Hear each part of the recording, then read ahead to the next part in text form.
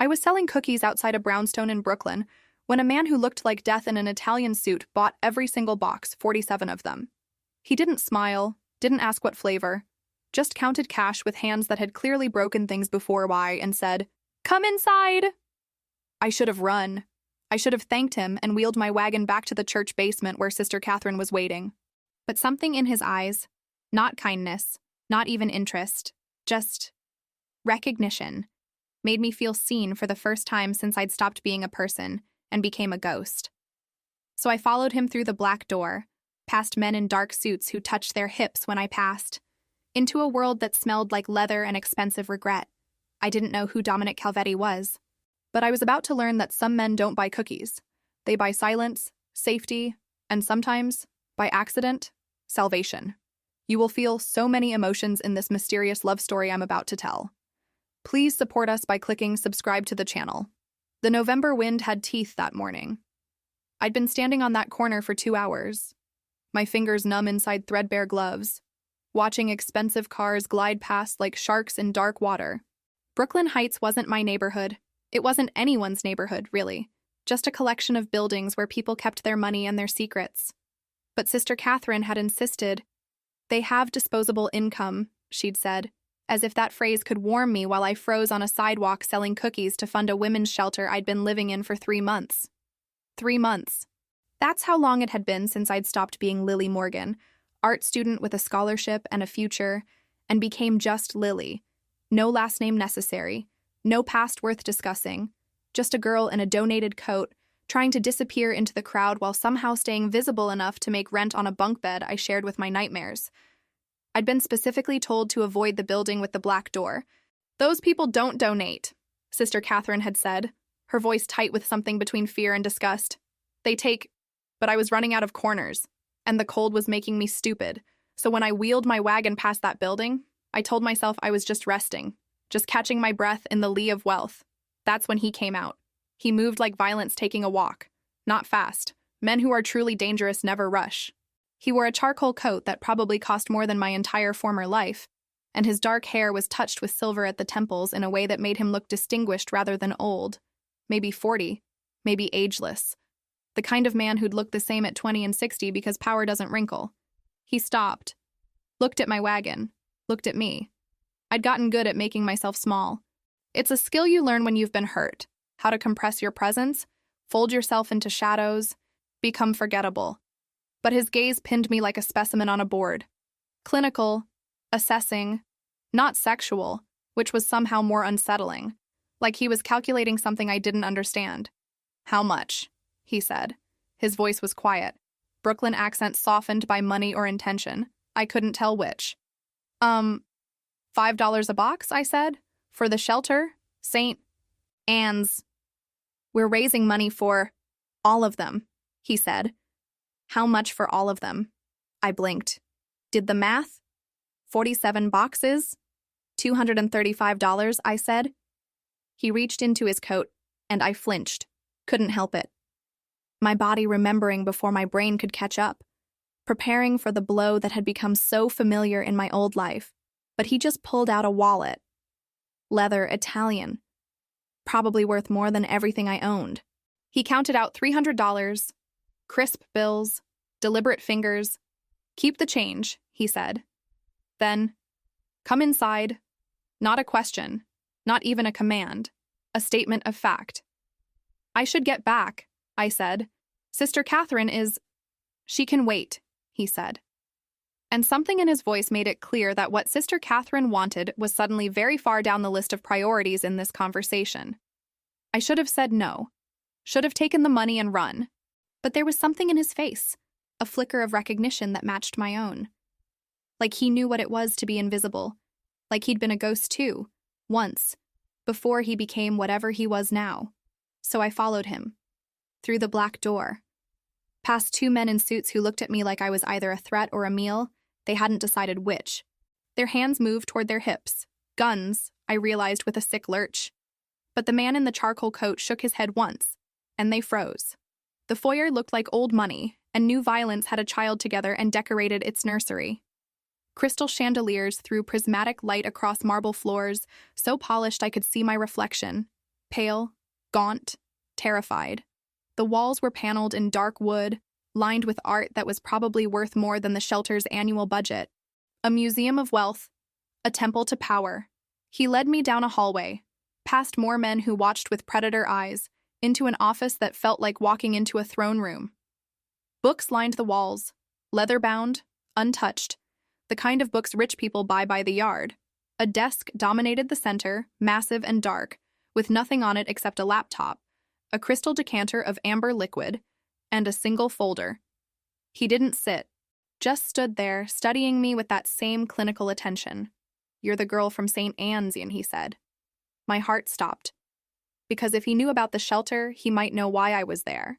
He might know about Marcus, about what I'd run from, about the night I'd barely escaped with my life and what was left of my sanity.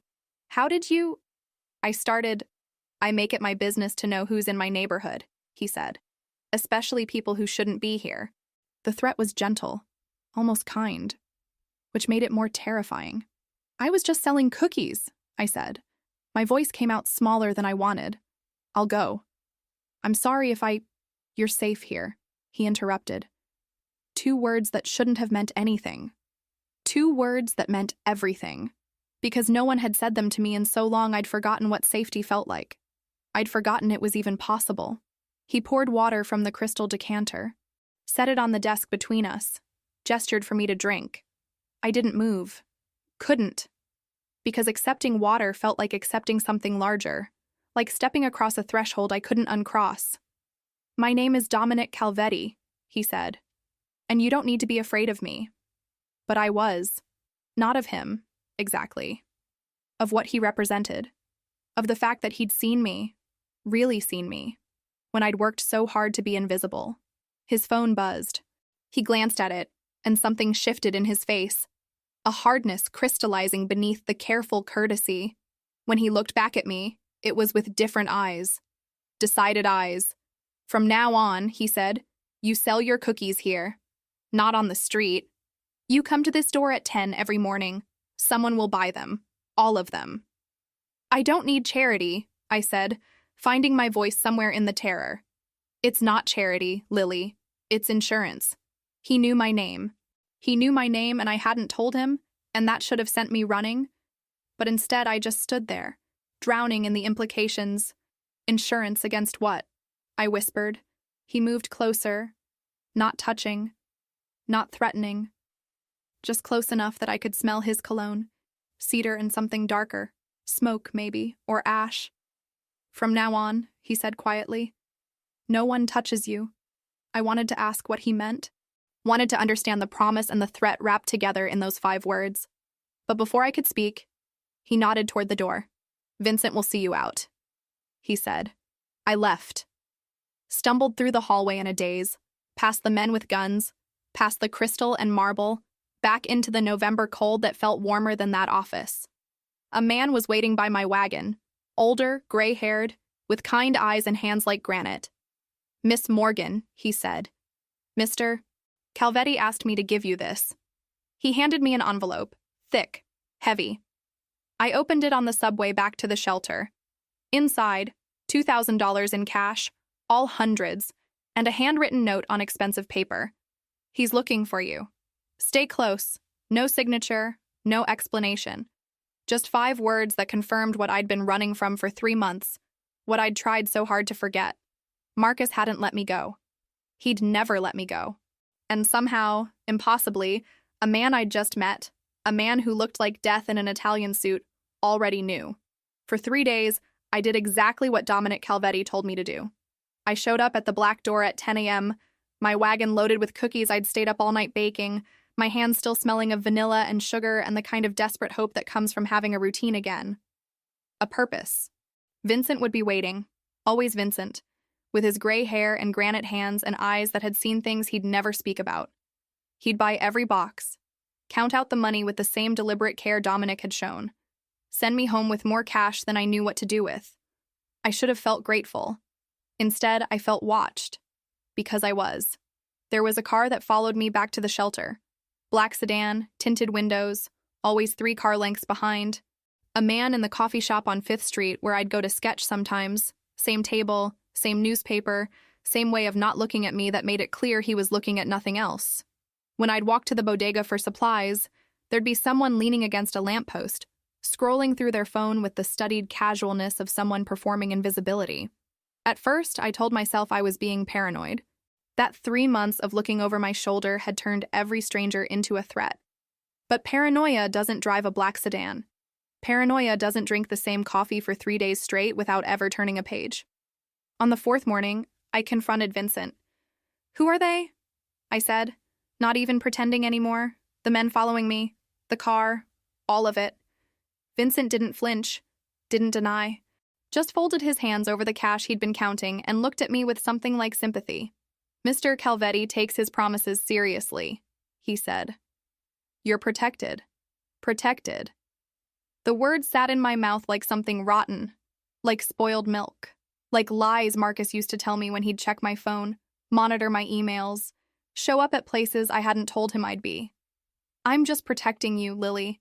The world is dangerous. You need me?" "I didn't ask for this," I said. "No," Vincent agreed. "You didn't. But you needed it anyway."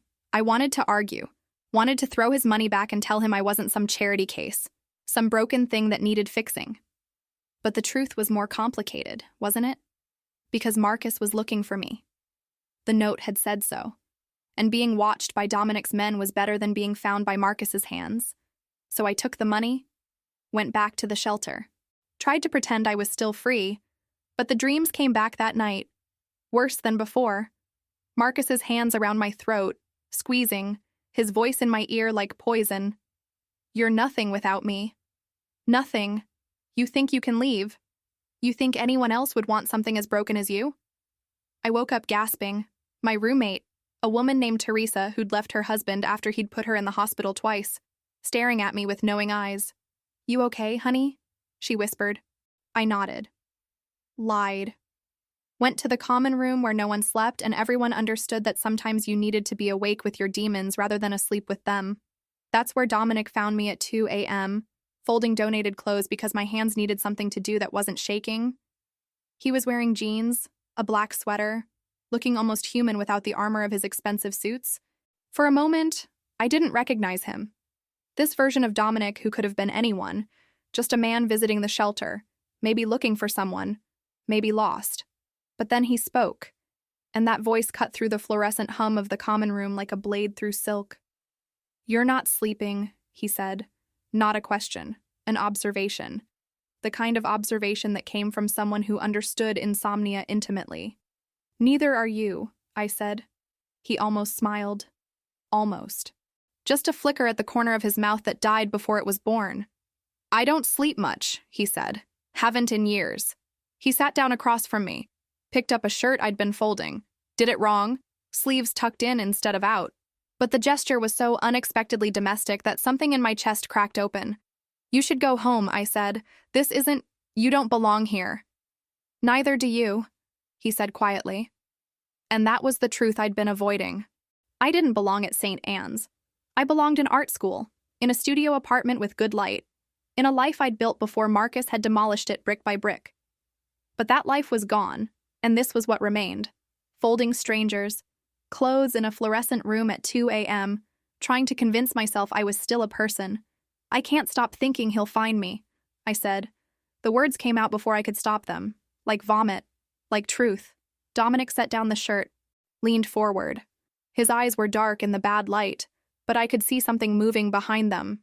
Recognition, maybe, or memory. "Tell me about him," he said. I should have said no. Should have kept my trauma to myself like I'd been taught, like Marcus had trained me to do. "No one wants to hear about your problems, Lily. No one cares. You're just being dramatic." But Dominic wasn't asking like someone who wanted gossip. He was asking like someone who needed intelligence, like my pain was data he could use. So I told him, not everything, not yet, but enough. About Marcus, about how he'd isolated me so gradually I hadn't noticed until I had no friends left, no family who'd take my calls, no one but him. About the night I'd tried to leave and he'd shown me exactly what happened to people who betrayed him. I didn't cry. Couldn't. I'd used up all my tears months ago. just spoke in a flat voice while I folded clothes, and Dominic listened with an intensity that made me feel like every word mattered. When I finished, he was quiet for a long time. Then he said something I didn't expect. "I can give you an apartment. Separate from here, secure building. Rent paid for 6 months." My hands stopped moving. "Why would you do that?" "Because you can't heal in a place where you're still hiding," he said. "And because I need you somewhere I can keep you safe." There it was. The truth beneath the kindness. He didn't want to help me. He wanted to control me. Different man. Same cage. "No strings?" I asked. Bitter. "One string," he said. "You tell me everything about him, everything he did, everyone he knew, every place he took you. I need to understand how he thinks." "Why?" "Because I'm going to make sure he never touches you again," Dominic said. And the way he said it, calm, certain, like he was describing the weather, made me believe him. 3 days later, I was moving into a studio in Park Slope.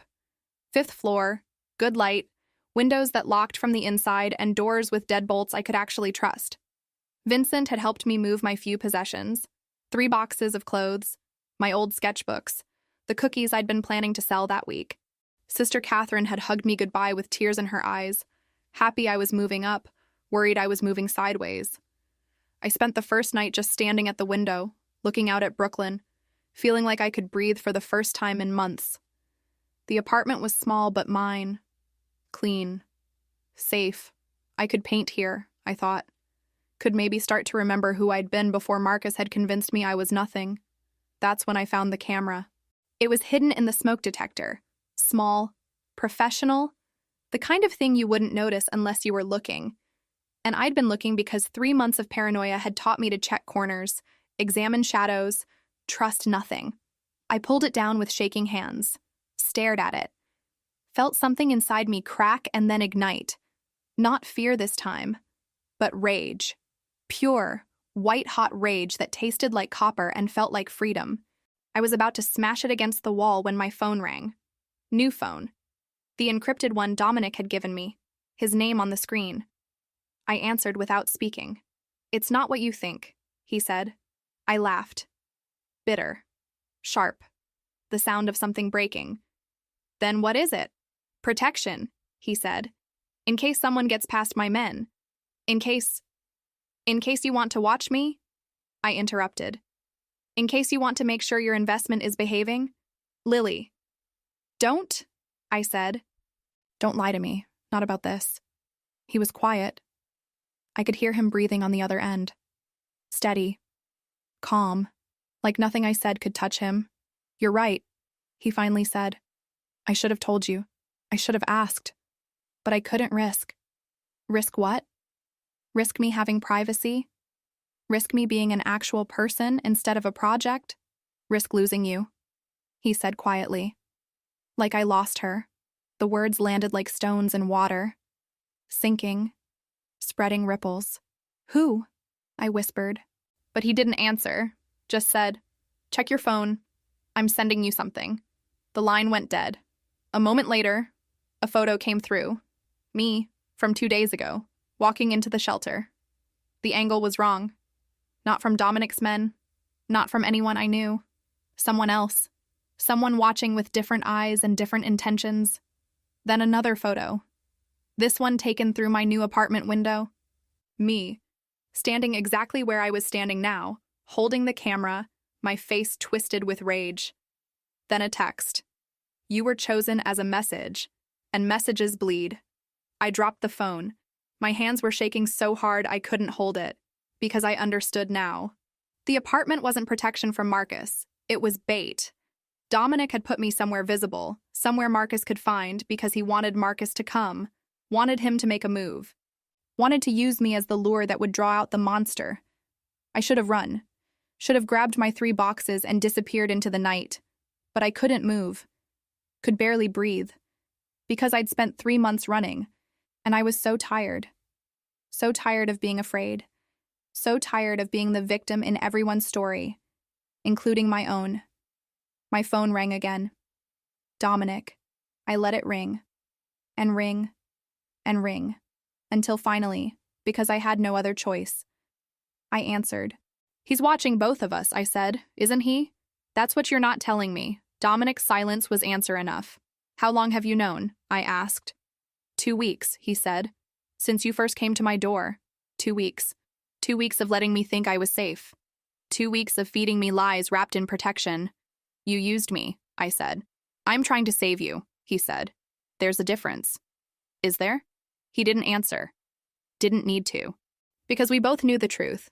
In his world, there was no difference between saving and controlling. They were the same action, just different names. I hung up, sat down on my new floor in my new apartment with my new life that was just another version of the old cage. And I started to laugh, because it was funny, wasn't it? That I'd run from one dangerous man straight into the arms of another. The camera watched from where I'd dropped it, red light blinking, recording everything. My phone buzzed with a final text from Dominic. I know you're angry, but don't leave. Please, I'll explain everything. Tomorrow. The warehouse on Red Hook, midnight. Come alone. I stared at the message. At the pleas that looked so wrong coming from a man like him. At the promise of truth I wasn't sure I wanted. Then I noticed what he hadn't said. What was missing from every reassurance. Every promise. Every careful word. He'd never once said I was wrong about being used. I didn't go to the warehouse at midnight.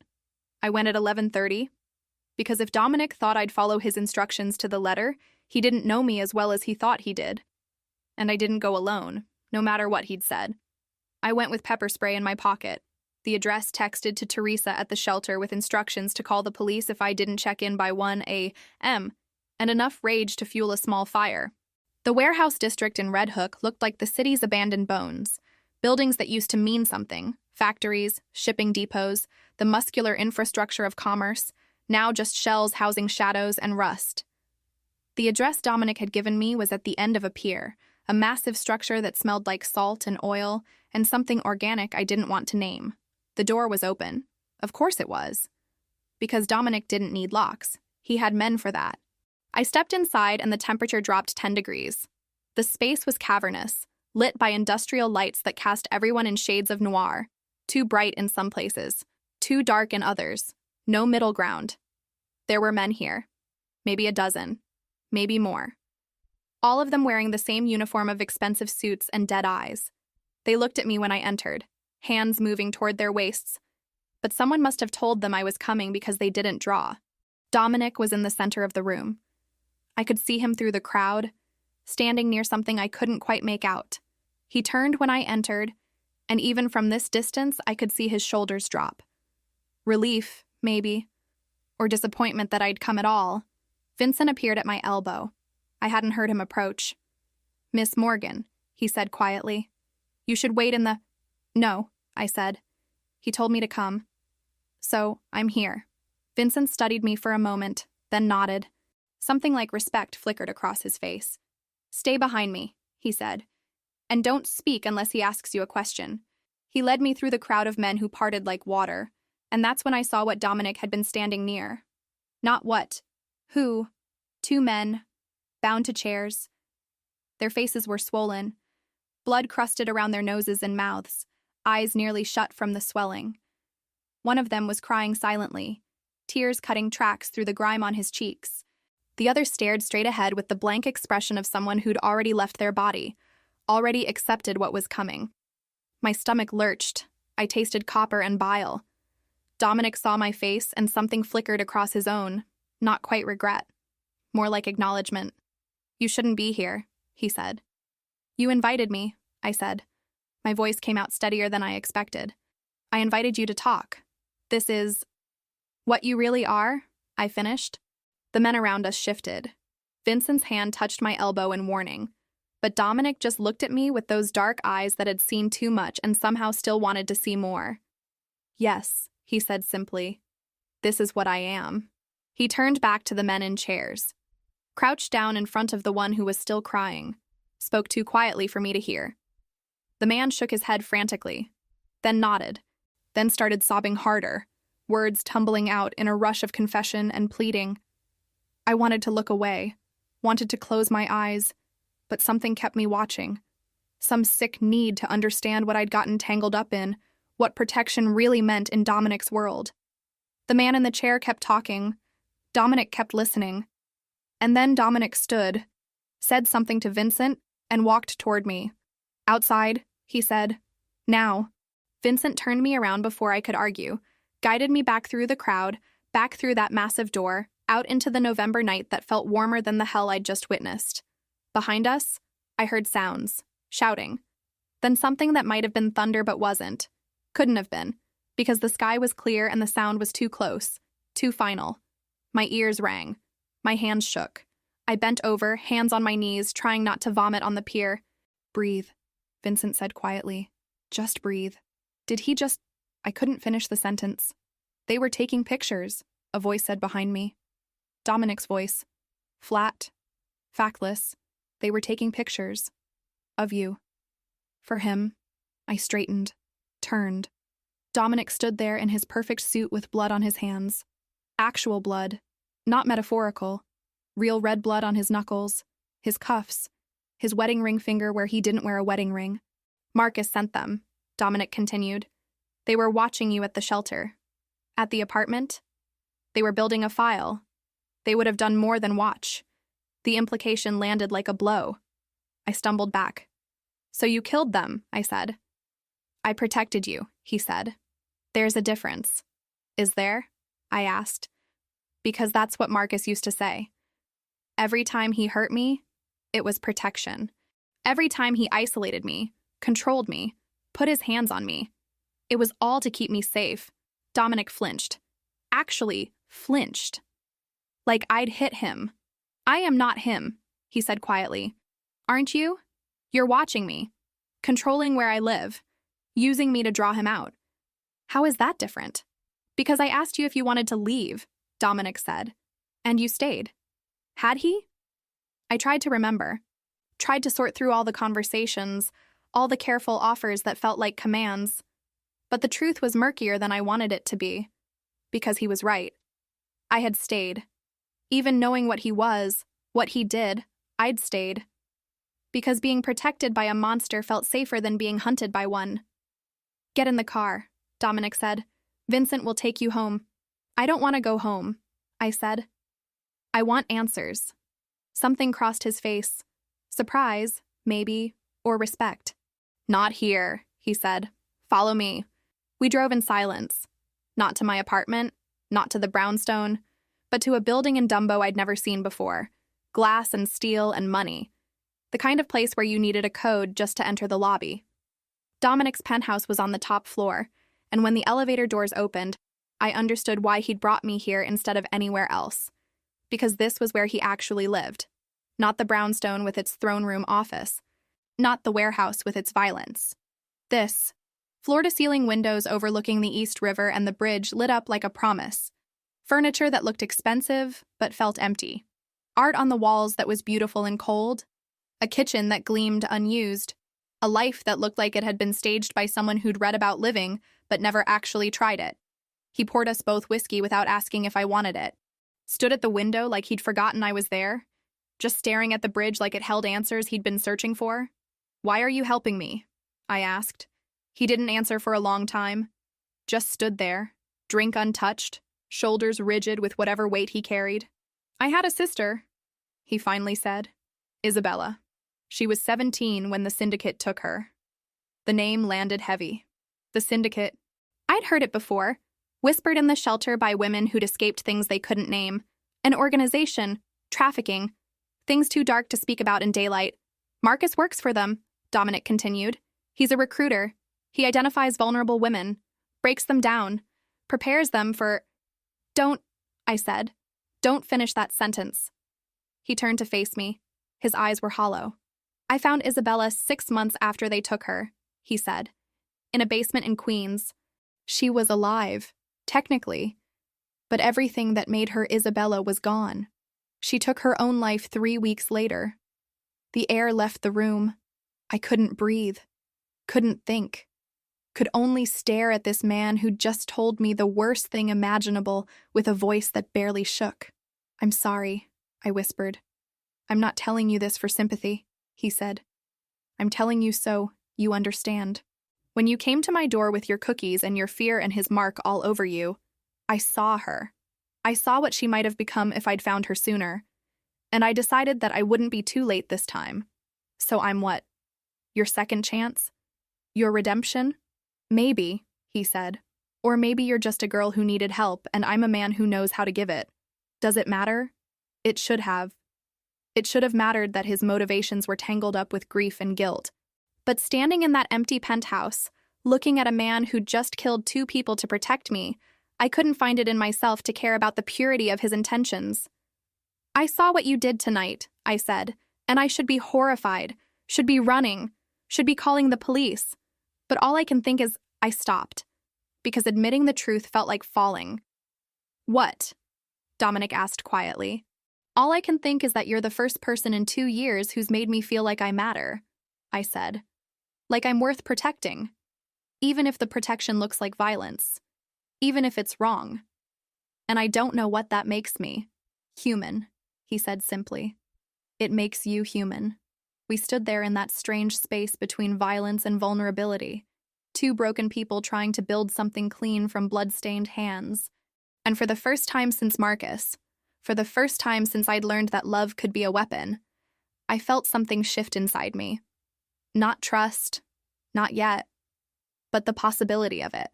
The shape it might take if I let it. Dominic moved closer, not touching, just close enough that I could see the exhaustion in his face, the weight of all the things he'd done and couldn't undo. I know what it's like to be hunted, he said quietly. To wake up every morning wondering if today's the day it catches you. I wouldn't wish that on anyone, especially not. He stopped. But I heard the end of that sentence anyway. Especially not someone who reminds me of everyone I've failed to save. Show me, I said. Show you what? Everything. His operation. The files.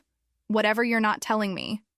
If you want me to trust you, if you want me to believe this is about more than your guilt, show me who Marcus really is.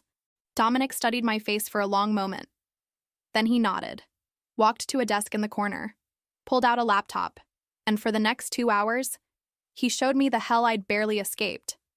Surveillance photos, financial records, communications between Marcus and his syndicate contacts, and worst of all, other women, dozens of them. Girls like me who'd thought they'd found love and found horror instead. Some had been recovered. Some were still missing.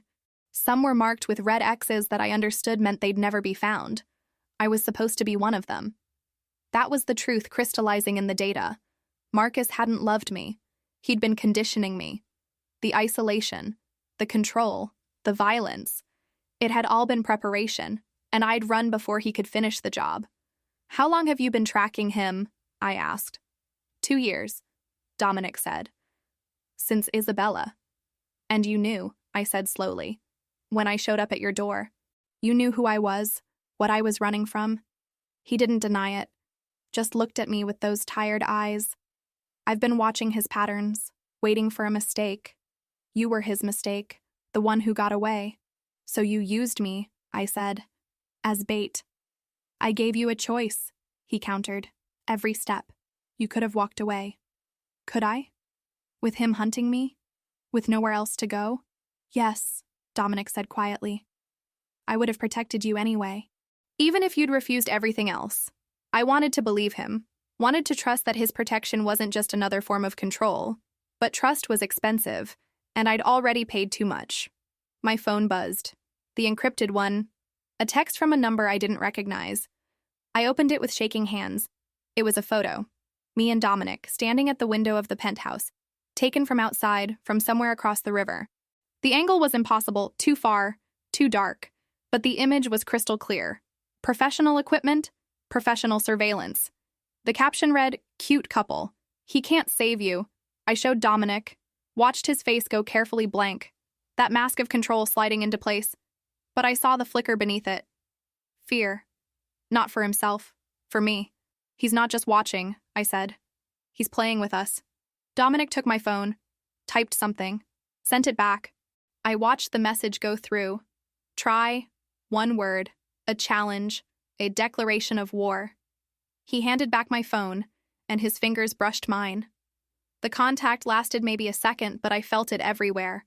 Not desire, not yet. Something more fundamental. Recognition. Two people who'd been broken by violence trying to figure out if broken pieces could fit together into something whole. "He'll come for me now," I said. "Won't he?" "Because I'm not just the one who got away anymore. I'm the one you're protecting. I'm the message." "Yes," Dominic said. "Good," I said. He looked at me like he was seeing me for the first time. "Good?" "I'm tired of running," I said. "Tired of being afraid. If he's coming anyway, let him come." But this time I'm not alone. Something shifted in Dominic's expression. Not quite a smile. More like recognition of a kindred spirit. "Then we need to talk strategy," he said. "Because he won't come alone, and he won't play fair." "Neither will we," I said. And for the first time since this nightmare started, I felt something that wasn't fear. Purpose. Power. The knowledge that I wasn't just a victim anymore. I was a participant in my own salvation. Dominic opened his laptop again, started pulling up maps, schedules, files, and I leaned in, ready to learn the language of the war we were about to fight. But neither of us saw the second message that came through on my phone. Not until later. Not until it was too late to do anything but react. Another photo, this one taken tonight, at the warehouse. Me, standing with Vincent, watching Dominic crouch before those men in chairs. The angle captured my face perfectly. The horror, the fascination, the sick understanding of what was about to happen. The caption, "She watched you kill them. Now she's complicit. TikTok." I destroyed Dominic's phone at 3 a.m. Not his, mine. The encrypted one he'd given me. I smashed it against the marble counter of his kitchen until it was just glass and circuits, and the illusion of safety shattered into pieces small enough to forget. He didn't try to stop me. Just watched from the doorway with that exhausted face, holding 2 mugs of coffee that had gone cold while we'd been cataloging my nightmare into spreadsheets and surveillance reports. "Feel better?" he asked. "No," I said. "But at least Marcus can't send me any more pictures. He'll find another way." "Let him." The words came out harder than I meant them. Dominic set down the coffee, stepped carefully around the wreckage of the phone like he was navigating a crime scene, which, I supposed, he was, just a different kind. "We need rules," he said. I laughed. Couldn't help it.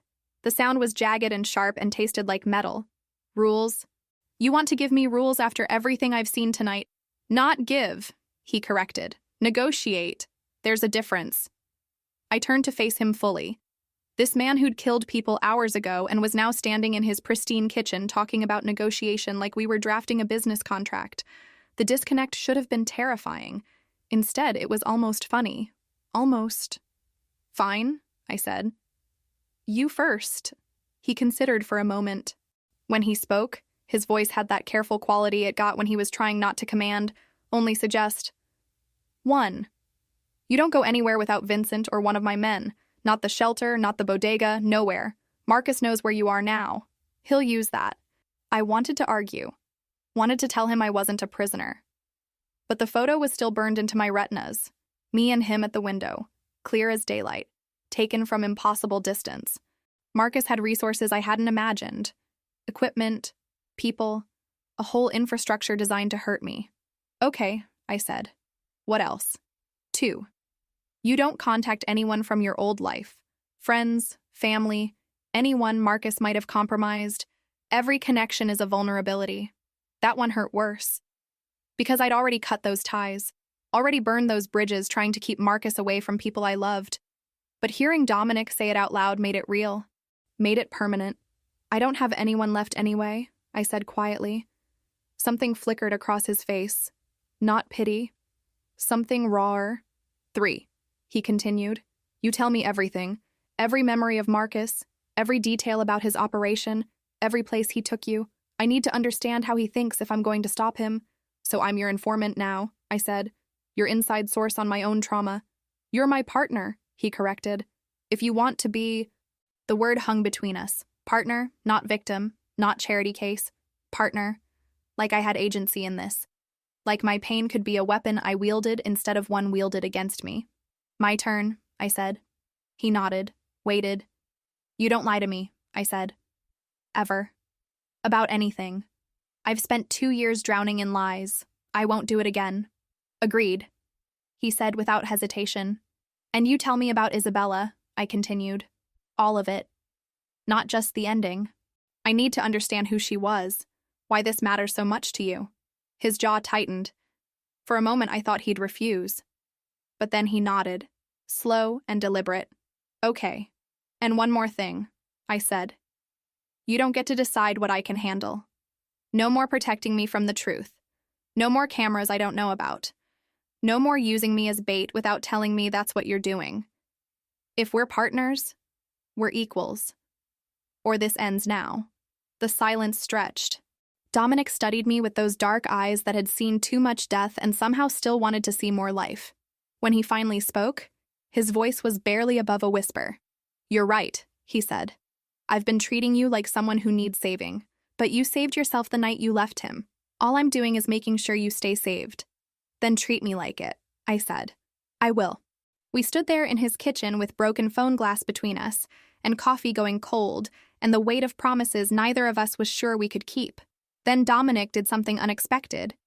He held out his hand. Not to shake, just offering, waiting to see if I'd take it. I looked at his hand. These hands that had killed tonight, that had broken men and probably would again, but they were also the hands that had poured me water when I was afraid. That had bought every box of my cookies. That had given me an apartment and art supplies and the first taste of safety I'd felt in years. I took his hand. His palm was warm, calloused, human. Partners, he said. Partners, I agreed. Something shifted in that moment. Some fundamental understanding that we were building something together now, however broken and strange. Not romance, not yet, maybe not ever, but connection. The kind that comes from standing in the wreckage and deciding to build anyway. So what now? I asked. Dominic released my hand, walked to the window where we'd been photographed, stared out at the bridge and the water and the city that held so many secrets. Now we set a trap, he said. Marcus wants you. We give him a chance to take you. But on our terms, our location, our rules. You want to use me as bait, I said. After promising not to. I want to give you the choice, he corrected. You said you were tired of running. This is what not running looks like. He was right. I hated that he was right. But running had gotten me nowhere except more afraid, more broken, more convinced I'd never be free. Maybe it was time to stop running. Time to turn and face the monster and see which one of us blinked first. Tell me the plan, I said. And he did. For the next hour, Dominic laid out a strategy that was part chess game, part suicide mission. We'd leak my location, make it look accidental, give Marcus an opening that was too good to resist, and when he came, because he would come, we'd be ready. It's dangerous, Dominic said. He'll bring people. It could go wrong in 100 different ways. Everything about my life has gone wrong, I said. At least this time I'm choosing it. He almost smiled. Almost. You're tougher than I thought, he said. You're not the first person to underestimate me, I said, but you might be the first to realize you were wrong. Dawn was breaking over the bridge when Dominic finally called Vincent to take me back to the apartment. I was exhausted, wired, terrified, and somehow more alive than I'd felt in years. As I waited for the elevator, Dominic touched my shoulder. Gentle, brief. Lily, he said. What you said earlier. About being complicit, watching me kill those men. Yeah? You're not, he said. Complicit implies choice. You didn't choose to be there. I brought you into it. But I stayed, I said. I watched. And part of me was glad they were dead. What does that make me? Human, he said again. Just human. The elevator arrived. I stepped inside, turned to face him as the door started to close. And in that last moment before the machinery took me away, I saw something in his face I hadn't seen before. Not the exhaustion or the violence or the careful control, just a man who was trying, despite everything, to be good. The doors closed. I rode down alone. And when I got to the lobby, Vincent was waiting with a new phone and a folder I hadn't asked for. Mr. Calvetti said you'd want these, he said. I opened the folder. Inside were photos, not surveillance, not evidence, just pictures of a girl maybe 16, 17, dark hair, bright smile, paint on her hands. Isabella, before the syndicate, before she became a tragedy. There was a notepaper clipped to the photos, Dominic's handwriting. This is who I'm fighting for. Now you know. I closed the folder carefully, looked at Vincent. He trusts me, I said. It wasn't a question. He's trying to, Vincent said. That's more than he's done for anyone in 3 years. In the car, I studied the photos while Brooklyn passed outside the window. Isabella laughing, Isabella painting, Isabella looking at whoever held the camera with absolute trust, and I understood something I hadn't before. Dominic wasn't trying to save me. He was trying to save himself, trying to prove that sometimes you can be too late, but not always.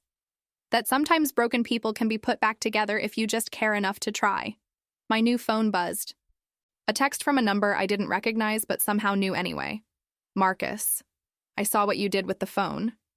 Cute tantrum. But you can't break what's already inside your head. See you soon, Lily. We have so much to catch up on. Attached was a photo I'd never seen before. Me and Marcus from 2 years ago, at a gallery opening where we'd met. I was smiling in the picture, genuinely smiling. Because I hadn't known yet what he was. What he'd do to me. I looked so young in that photo. So naive, so beautifully, tragically unaware. Underneath, one more line. Remember when you loved me. I do. And part of you still does. That's the part I'm coming for. The flashback hit me in the shower 3 days later. Not gently, not like a memory, like drowning. I was back in Marcus's apartment, the one in Tribeca with floor-to-ceiling windows and art he'd bought because it was expensive, not because it meant anything. He was standing behind me at the bathroom mirror, his hands on my shoulders, his reflection smiling at mine like we were playing house, like we were normal. You left the door unlocked again, he said. His voice was soft, patient. The voice he used right before everything went wrong. I'm sorry, I said. I forgot. You forget a lot of things, Lily. Important things. Safety things. His hands tightened, just slightly. Just enough to make me understand this was a lesson. What if someone had come in? What if something had happened to you? I'd never forgive myself. The logic was flawless, the concern was real, and underneath both was the message. You're careless, you're stupid. You need me to survive. I came back to the present gasping, water beating down on my shoulders, my hands braced against the tile. Vincent was pounding on the bathroom door. Miss Morgan, are you all right? Fine. I choked out. I'm fine. But I wasn't. Because the memory had brought others with it. All the small moments I'd forgotten or reframed or buried. Marcus checking my phone for my safety. Marcus choosing my clothes because he knew what looked good on me. Marcus isolating me from friends because they didn't understand our connection. Every act of control wrapped in concern. Every violation packaged as love. I'd thought I was being cherished. I'd been inventory, product in development. A thing he was molding into something sellable. When I finally emerged from the bathroom, Vincent was waiting with coffee and the expression of someone who'd seen this before. Probably with Isabella. Probably with dozens of girls the syndicate had broken. Mr. Calvetti wants to see you, he said. He has information. The brownstone office felt different now. Not threatening, familiar. Dominic was at his desk surrounded by files, laptop open, the blue light making him look more ghost than man. He'd been here all night. I could tell by the coffee cups, the stubble on his jaw, the exhaustion carved into his face. I found something, he said without preamble. About Marcus, about how he chooses his targets. He turned the laptop toward me. On the screen, a database, names, photos, details, women, dozens of them, all in their 20s. All artists or students or creative types, all vulnerable in specific, calculated ways. He has a type, Dominic said. Not physical, psychological. Women with talent but no support system. Women who've been told they're special but treated like they're disposable. Women who want to be seen, I finished. Who are so hungry for validation they'll accept it from anyone who offers. Dominic nodded. His eyes held something I couldn't quite name. Not pity. Understanding. Isabella wanted to be a painter, he said quietly. She was good, really good. But our father told her art was a hobby, not a career, that she needed to be practical, realistic. She stopped painting when she was 16, started looking for validation elsewhere. And Marcus found her, I said. Someone like him. The syndicate has dozens of recruiters. They're trained to spot hunger, to exploit it. I studied the database, saw myself reflected in every face. The same longing, the same desperation to matter. We'd all been perfect victims because we'd been taught to doubt ourselves first. When did you figure it out? I asked. That I was one of them? The first day, he admitted. When you came to my door, you had that look, like you were apologizing for taking up space. The truth should have stung. Instead, it clarified. He'd known from the beginning what I was running from because he'd spent 3 years learning to recognize the signs. Every girl Marcus broke left the same fingerprints. So what now? I asked. You know his pattern. You know how he thinks. How do we use that? Dominic closed the laptop. Stood.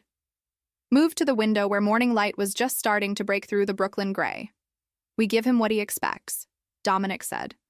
A girl who's isolated, vulnerable, desperate for connection. We let him think he's winning. Except I'm not that girl anymore, I said. He turned to look at me. Really look at me. And I saw the moment he understood what I was offering. You want to go to him, he said, willingly. I want to end this, I corrected. I'm tired of waiting for him to make his move. You taught me that sometimes the only way out is through. It's too dangerous. Everything is dangerous, I said. Living is dangerous. Loving is dangerous. Trusting people who kill for you is dangerous. But I'd rather be dangerous back. Something shifted in his expression. Pride, maybe, or fear. Probably both. If you do this, there's no going back, he said. You'll see things, do things. You won't be innocent anymore. I stopped being innocent the night Marcus put his hands around my throat, I said. I'm not looking for innocence. I'm looking for justice. Dominic studied me for a long moment. Then he pulled out his phone, made a call, spoke in Italian, rapid, clipped, commanding. When he hung up, his face was set. 3 days, he said. We leak your location. Make it look like you're alone, vulnerable. He'll come. But Lily. What? When he does, you have to let him get close. Close enough to think he's won? Can you do that? I thought about Marcus's hands, his voice, the way he'd made me feel small and worthless and lucky to be loved by someone like him. Could I let him touch me again, even knowing it was a trap? Could I let him think he'd won? Yes, I said. I can do that. The lie tasted like copper, like fear, but also like something else. Power. Because this time I wasn't running. This time I was choosing the battlefield. Dominic must have seen something in my face because he crossed the room in 3 strides, stopped just close enough that I could feel his presence. I won't let him hurt you, he said. I promise. You can't promise that, I said, but I believe you'll try. His hand came up like he might touch my face, hovered there, then fell away.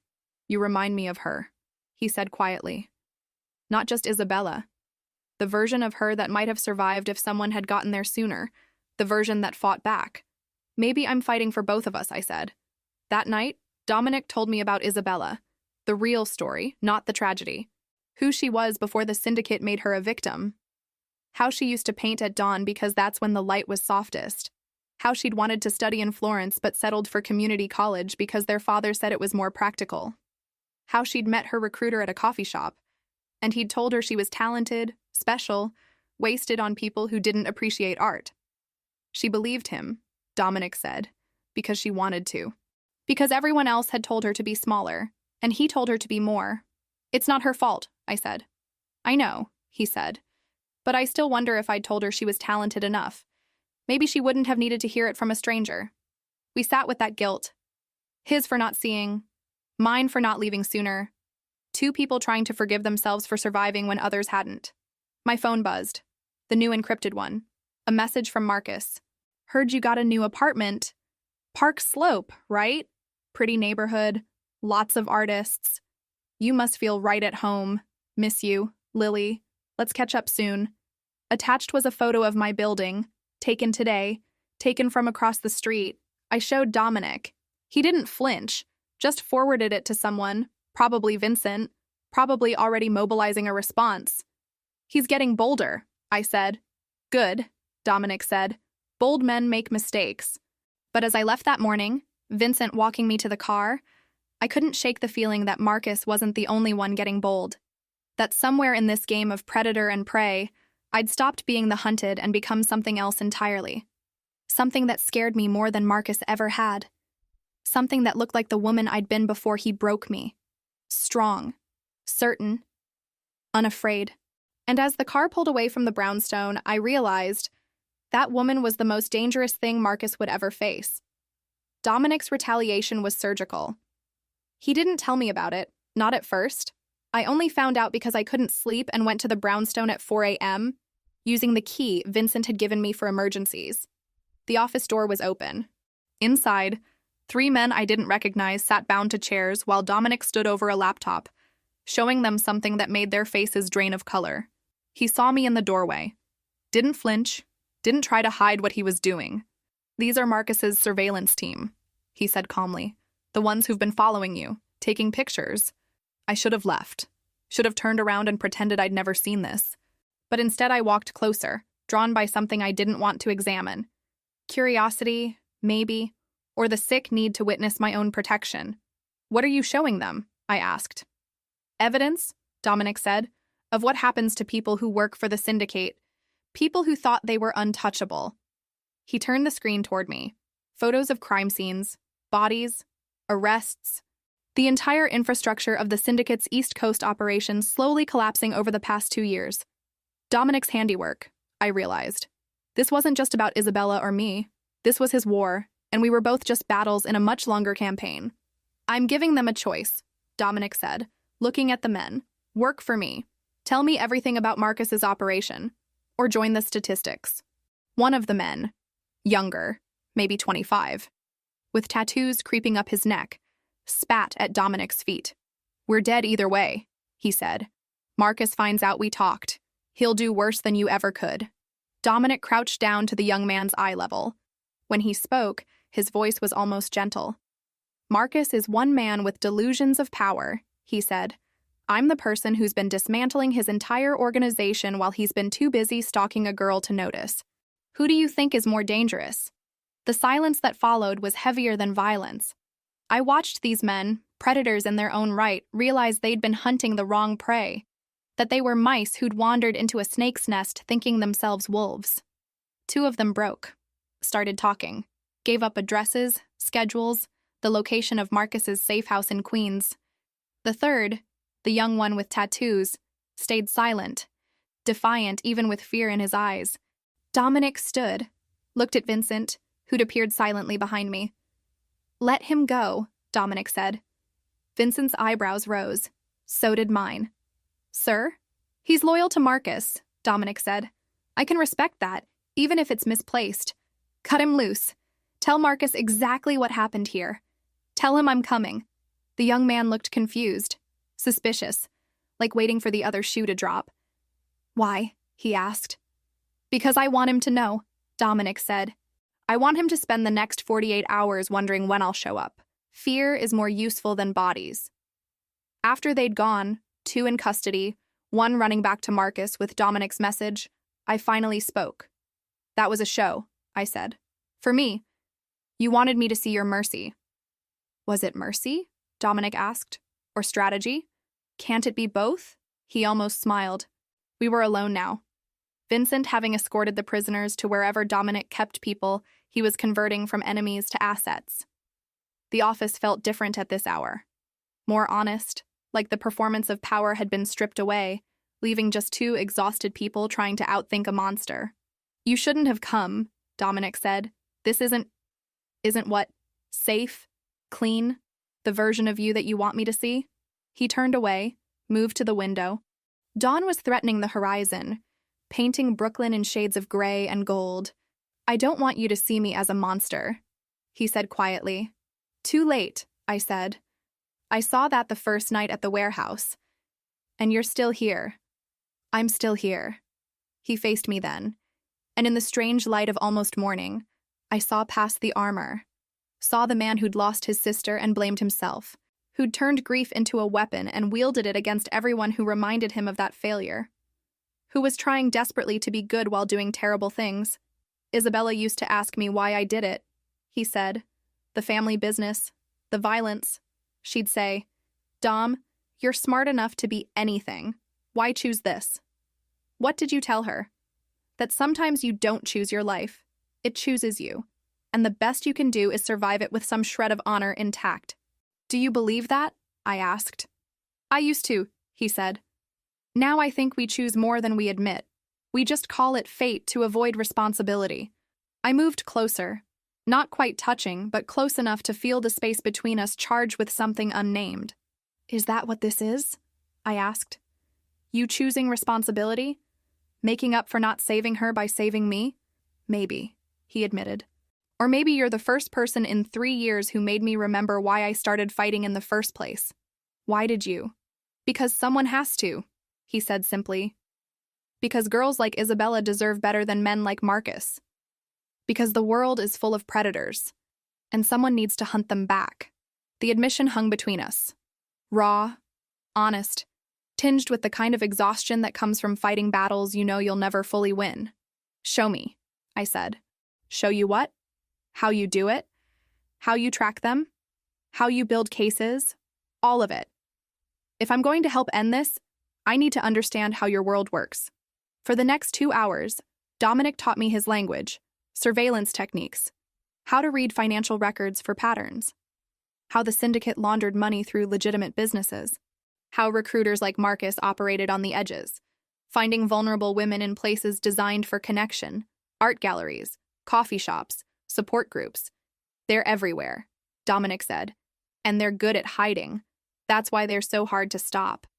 But you're stopping them, I said, one by one.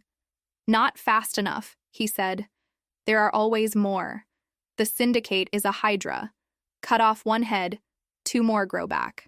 So why keep fighting? He looked at me with those dark, tired eyes. Because the alternative is letting them win. And I won't, let Isabella's death mean nothing. I understood then. This wasn't about justice. It was about meaning. About taking senseless tragedy and forcing it to matter through sheer force of will. Vincent returned with news.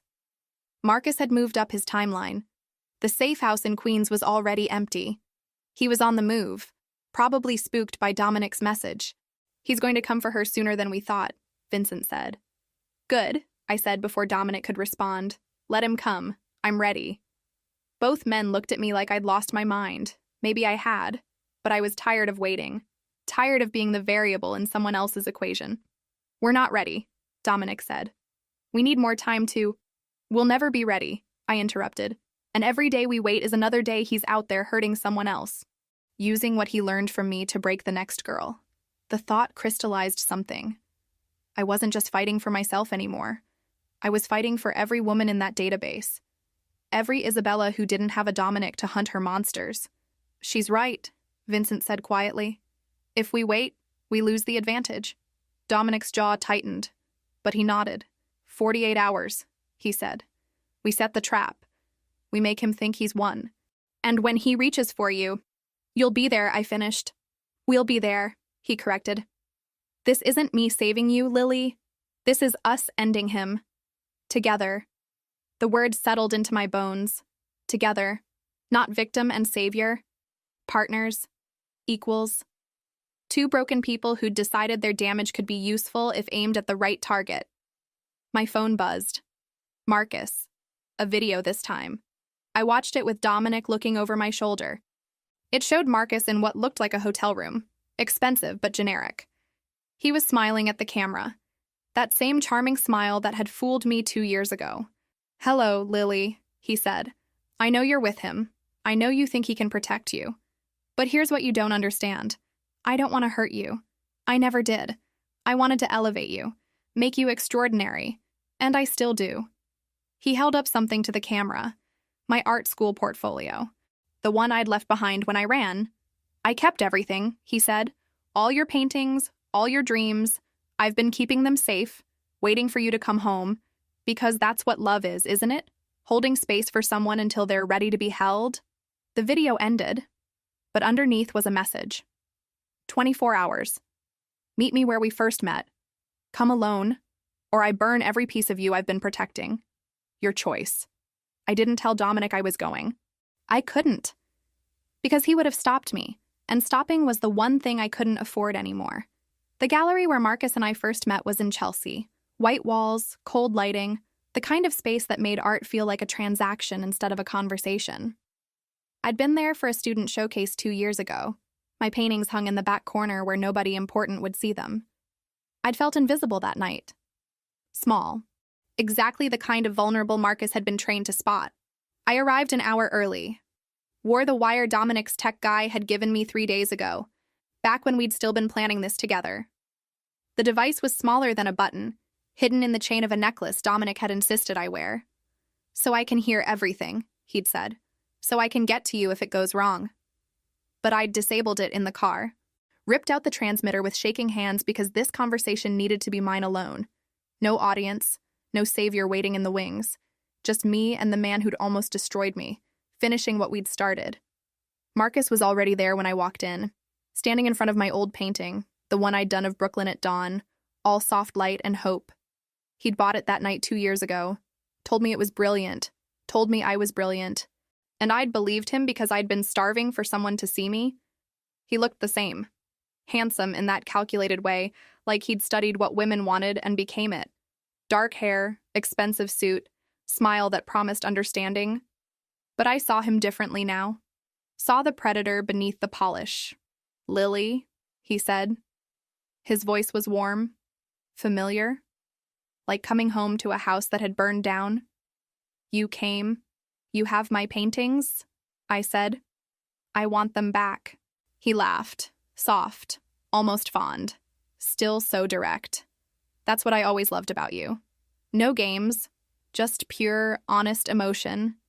The irony of him praising honesty while he'd built our entire relationship on lies should have been funny. It wasn't. Where are they? I asked. In storage. Safe. Waiting for you to remember who you really are. I know who I am, I said. I'm the one who got away. His smile faltered. Just for a second. But I saw it. The crack in his performance. You think you got away, he said. But you're here, aren't you? Standing in front of me. Exactly where I knew you'd be. That's not escapee, Lily. That's choreography. He moved closer. I made myself stand still even though every instinct screamed to run. You've been with him, Marcus continued. Dominic Calvetti, the great crusader. Does he know what you really are? Does he know you're not some innocent victim? That you left your door unlocked that night because part of you wanted me to come in? The accusation hit like a fist. Because there was truth in it. Twisted and venomous. But truth nonetheless. I had left the door unlocked. Had been careless. Had been so desperate for love I'd ignored every red flag until they'd wrapped around my throat. I was 19, I said. I didn't know. You knew, he interrupted. You knew I was dangerous. You knew something was wrong. But you stayed because you liked it. The intensity. The obsession. You liked being the center of someone's world. That's not love, I said. That's possession. What's the difference? He asked. Love is possession. It's consuming someone completely. Dominic knows that. Why do you think he watches you, controls where you go? He's doing exactly what I did, just with a better wardrobe. The comparison was meant to destabilize me, to make me doubt. And it might have worked a month ago. But I'd learned something these past weeks that Marcus would never understand. Control born from fear isn't the same as control born from care. He asked me. I said quietly. Every step. He gave me choices. You never did. Marcus's face hardened. The charm stripped away like cheap paint. You want to know the truth, Lily? You were product. The syndicate pays well for women like you. Educated, artistic, just broken enough to be moldable. I was going to make good money off you. But then you ran, and you became worth more as a message than a sale. There it was. The truth I'd suspected but couldn't quite believe. I was never a person to him, just inventory, just another transaction in a long line of transactions. The syndicate is finished, I said. Dominic's been dismantling it for years. Your buyers are in prison. Your network is burned. You're not a recruiter anymore, Marcus. You're just a man who hurts women because it makes him feel powerful.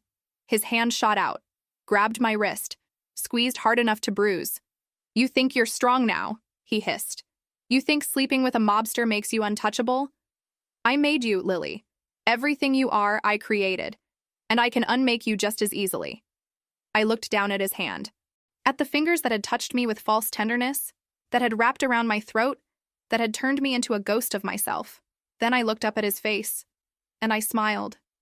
Try, I said. The doors burst open. Not Dominic, FBI. A dozen agents in tactical gear, weapons drawn, surrounding us in seconds. Marcus released my wrist, stumbled back, confusion replacing rage. Lily? What did you— I didn't come here to get my paintings back, I said. I came here to get your confession, and you gave it to me. I pulled out my phone, showed him the recording app I'd been running the whole time, every word captured, every admission of guilt. The wire was a decoy, I said, because I knew you'd check for it. You're predictable, and Marcus. You always have been. An agent was reading him his rights. Others were moving through the gallery, securing the space, and Marcus was staring at me like he'd never seen me before, like I was a stranger wearing a familiar face. You were never this smart, he said. No, I said. I was always this smart. You just convinced me I wasn't. They took him away in handcuffs. I stood in that white gallery where my nightmare had begun and watched it end. No dramatic confrontation, no violence, just the law doing what it was supposed to do. Finally, with the evidence I'd risked everything to get. Dominic arrived 10 minutes later, Vincent beside him, both of them pale with fury and fear. You disabled the wire, Dominic said. It wasn't a question. I needed him to believe I was alone, I said. You could have been killed. But I wasn't, I said. I made a choice. My choice. And it worked. He looked at me for a long moment, then did something unexpected. He pulled me into his arms. Not romantic, not possessive, just human. Just one person holding another because they'd survived something that should have broken them. Don't ever do that again, he said into my hair. I can't promise that, I said. I know, he said. And that's what terrifies me. We stood there in the gallery while federal agents processed the scene, and my old paintings watched from the walls. And I realized I'd spent 2 years thinking Marcus had taken my voice, but he'd never had it. I'd just forgotten how to use it. Now I remembered. 6 months later, I was standing in a studio in Portland with paint on my hands and light pouring through windows I'd chosen myself. The canvas in front of me was different from anything I'd painted before. Not the soft, hopeful Brooklyn dawns, but something raw. A woman's silhouette against fire, not burning, walking through it, emerging. I called it the part that survived. Marcus was in federal prison awaiting trial. The evidence I'd gathered, combined with Dominic's years of meticulous documentation, had been enough to dismantle 3 syndicate cells and rescue 14 women from various stages of recruitment. The FBI had offered me witness protection. I'd declined, because hiding felt too much like the old life, and I'd promised myself I was done being invisible. Dominic had kept his word about the apartment. Rent paid 2 years in advance. Art supplies that arrived in boxes I hadn't ordered. A lease with only my name on it. No cameras, no surveillance, just trust, given in the only language he knew how to speak, through action instead of words. We'd talked twice since I left New York. Brief calls where neither of us said what we meant. He asked if I was safe. I asked if he was sleeping. We both lied and both knew it and let the lies stand, because sometimes that's what kindness looks like. I hadn't expected him to show up at my studio on a Tuesday morning in May. He was standing outside when I opened the door to let in the spring air, looking out of place in his expensive coat among Portland's casual elegance. He'd aged in 6 months, or maybe just stopped hiding the exhaustion. His hair had more silver, his face had more lines, but his eyes, those dark, careful eyes, were exactly the same. You found me, I said. Vincent has your address. For emergencies. Is this an emergency? I don't know, he said honestly. I just needed to see that you were okay. I let him in. Watched him take in the studio. The canvases stacked against walls, the paint-splattered floor, the life I'd built from scraps and survival. He stopped in front of my latest painting, studied it for a long time. This is you, he said finally. Walking through fire. Yes. It's extraordinary. The word landed soft, sincere. Nothing like Marcus's calculated praise. Dominic saw the work, not what the work could do for him. Coffee? I asked. We sat at my tiny kitchen table, the one I'd bought at a thrift store and refinished myself, drinking coffee and not talking about the things that mattered. He told me about the syndicate trials, about how the organization was fracturing from within, different factions turning on each other now that their East Coast operation had collapsed, about how he'd finally stepped back, let the FBI handle the rest, because he'd realized revenge was a fire that would burn forever if you let it. What will you do now? I asked. Without the mission? I don't know, he admitted. I've spent 3 years being angry. I'm not sure who I am without it. You're the man who saved 14 women, I said. You're the man who kept his promises even when I didn't deserve them. You're more than your grief, Dominic. He looked at me then. Really looked. And I saw something break open in his face. Not tears, men like him didn't cry, but something deeper, permission to be human instead of weapon. You remind me of her, he said. But you're not her. You're Lily. And Lily deserves to be seen as herself. Not a shadow of someone I lost. The acknowledgement felt like absolution. For both of us. Why did you really come? I asked. He reached into his coat, pulled out a folder, set it on the table between us. I found these in storage, he said. Marcus's storage unit. The FBI released them after the trial. Your paintings, all of them. My breath caught. I opened the folder with shaking hands. Inside, photographs of my old work. The pieces I'd thought were lost. My art school portfolio. The paintings Marcus had kept like trophies. They're at a secure facility in New York, Dominic said. Waiting for you, if you want them. I don't know if I do, I said honestly. Those paintings were made by someone I'm not anymore. Then don't take them, he said. Or take them and paint over them. Make them into something new. They're yours, Lily. Whatever you decide. The gift wasn't the paintings. It was the choice. The freedom to decide what my past meant and how much space it took up in my present. Thank you, I said. We sat in comfortable silence, drinking coffee while Portland woke up outside my windows. And I realized this was closure. Not the dramatic kind where everything resolves neatly. The real kind, where two broken people acknowledge they'd helped each other survive and can now walk separate paths without regret. I should go, Dominic said eventually. I just wanted to make sure I'm okay. I finished. I am. Finally. He stood, moved toward the door, paused. If you ever need anything, he said. Anything at all. I know where to find you, I said. He almost smiled. Then he was gone, walking back into whatever life he was building from the rubble of his old one. I returned to my painting. Added a figure in the background. Shadowy, protective, already walking away. Not the focus of the piece, but essential to understanding how the woman in the foreground had survived the flames. That night, I received a package. No return address. Inside, a single canvas, one of my old paintings, the Brooklyn Dawn, but someone had added to it. New brush strokes in the corner, a figure, barely visible, standing watch in the shadows.